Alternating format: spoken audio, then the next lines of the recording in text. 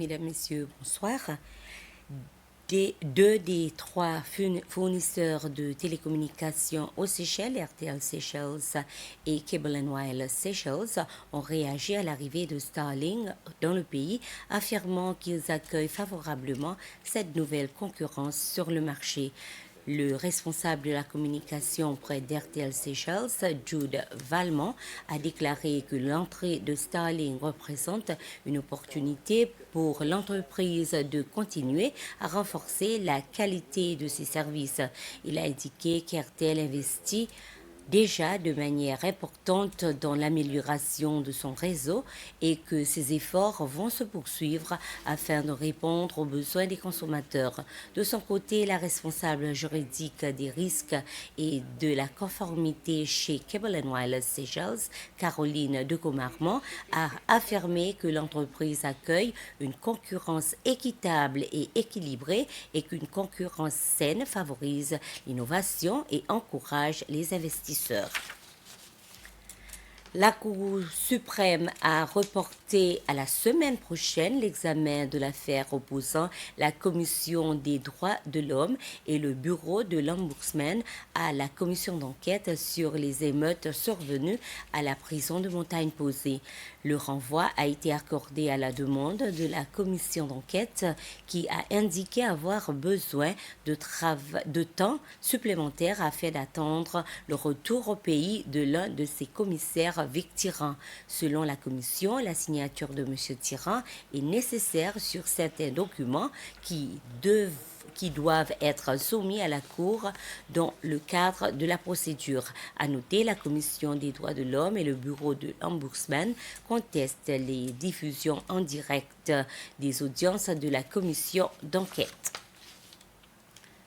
Le gouvernement prévoit d'aligner l'âge d'accès aux prestations du Fonds de pension des Seychelles sur celui de la sécurité sociale fixé à 63 ans à compter de janvier 2027. L'annonce a été faite par le ministre des Finances, Pierre Laporte, lors d'une conférence de presse. Le ministre a précisé que cette mesure devrait être confirmée lors de la présentation du prochain budget national. Au cours de la présentation, les responsables du fonds ont indiqué que les cotisations obligatoires et volontaires ont continué d'augmenter en 2025. Toutefois, les travailleurs du secteur informel et les travailleurs indépendants demeurent un défi. Plusieurs d'entre eux ne régularisant leurs cotisations qu'à l'approche de leur départ à la retraite.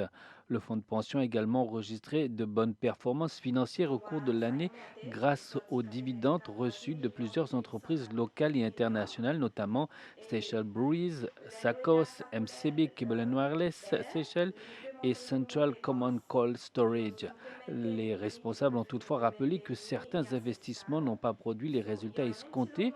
Depuis 2014, le fonds a notamment subi une perte d'environ 40 millions de roupies sur un investissement dans la Trade and Development Bank. Sur un investissement de près de 92 millions de roupies, seulement 52 millions de roupies ont été récupérés jusqu'à présent sous forme de dividendes. Le fonds poursuit par ailleurs sa stratégie de diversification afin de réduire progressivement la part de ses investissements immobiliers et de développer de nouveaux produits financiers susceptibles d'attirer davantage de cotisations et de renforcer sa viabilité à long terme. La présidente de l'Assemblée nationale a confirmé ce matin que le débat sur le projet de loi visant à modifier Interpretation and General Provisions Act a été reporté à une prochaine séance. Ce texte de loi qui établit les principes d'interprétation servant de base à l'application de l'ensemble des autres lois du pays a suscité le vif échange entre le gouvernement et l'opposition lors de la séance de mardi. En présentant le projet de loi, le vice-président Sébastien Pillet a expliqué que les amendements proposés visent à mettre certaines dispositions en conformité avec la Constitution actuelle et à moderniser une législation en vigueur depuis l'indépendance des Seychelles.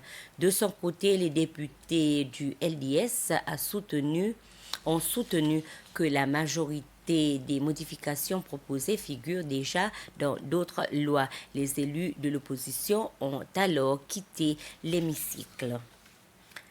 Nouveau Bank célèbre cette année ses 35 ans d'existence. Une cérémonie marquant cet anniversaire s'est tenue ce week-end à l'hôtel d'Eden Bleu. La banque a été créée le 19 juillet 1991 après la retrait de Standard Chartered Bank de ses opérations aux Seychelles. Et voilà, nous sommes arrivés à la fin de ce flash. Merci de votre attention.